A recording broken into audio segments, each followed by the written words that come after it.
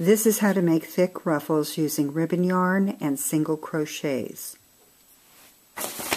Start out by taking your ribbon yarn and winding it smoothly and flatly so you'll be able to work with it. And you may have to trim off the end to get it smooth. And to begin and end will be, you notice there's the ribbon and the loops on top. So to begin, we'll be doubling it over to work with the loops. I'm going to be starting on the front, so I'm going to double that over to the back. And when you finish, do the same thing. Now for this particular project, I've started with single crochets, and I've worked 2 rows of single crochets. Now I'm chaining one and turning, and often you'll skip that first stitch, but not in this pattern. We will be working through that first stitch. I'm going to put my ribbon in front of my base of single crochets. So I'm going to go through, and these first few stitches will be double loops just because we've folded it over. So you go through the loop on the ribbon, through the single crochet, the top 2 loops, yarn over, pull through, and just make a yarn over and pull through, and you've made a single crochet. And of course the loops on the ribbon are much wider than the stitches we're making of the single crochets. I'm using a G hook, so you'll have to go down to the next one, go over that loop, come back to your single crochet, go through the top, yarn over, pull through, single crochet. Now we're off into the single loops of the ribbon, and just go through the next loop, through the top 2 loops of the single crochet, hold those together, yarn over, pull through them both, single crochet. And we'll work a few more. This is working it through the front. Whoops. I'm going to go through the next loop on the ribbon, go through the next top 2 loops of the single crochet, yarn over, pull through them both, and make a single crochet. After you're finished with the row, you may want to gently pull the ruffles down so you can get the mesh there evened off. Now for this particular pattern, and I'm not going to finish the row, we're just going to make a single crochet, turn.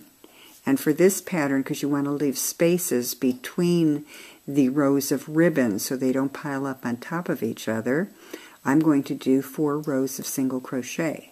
So again, I'm not skipping that first one because I want to keep the count even. No matter how many you've made, make sure periodically that you count the row to make sure that you've kept the stitches even. So now this is 1 row of single crochet, chain 1, turn, and I would keep working that way until I get back to where I'm, well, let me quick do a, we've only got a couple stitches here.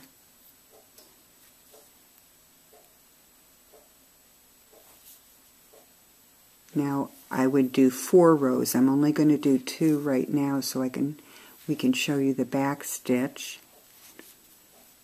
So when I've completed my 4 rows of single crochet, I'm back now to my chain 1 and turn. However, I want to keep my ruffles all on the same side. I don't want them to go round and round.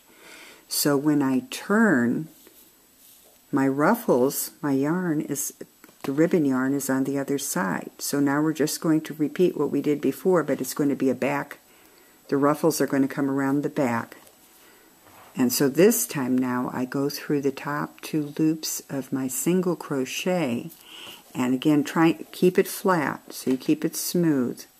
Go through the next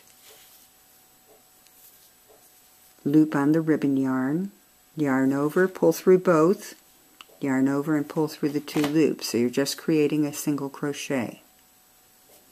Same thing, go through the front 2 loops, and now we're going down to the next, holding them together, making a single crochet. And we'll finish off this short row, making single crochets, going through that next loop on the ribbon yarn, holding them together, yarn over, pull through, single crochet.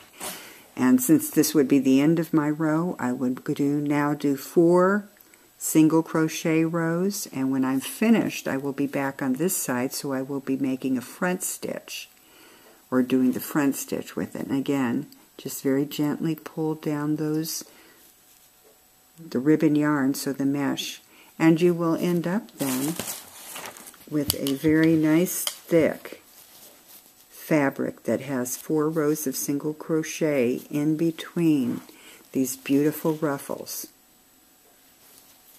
And you can use this fabric to make whatever you would like. Scarf, purse, maybe a decoration, a ruffle at the end of a garment you're making. If you would like to see written instructions or have free patterns, go to free patterns at simpleandsensational.com.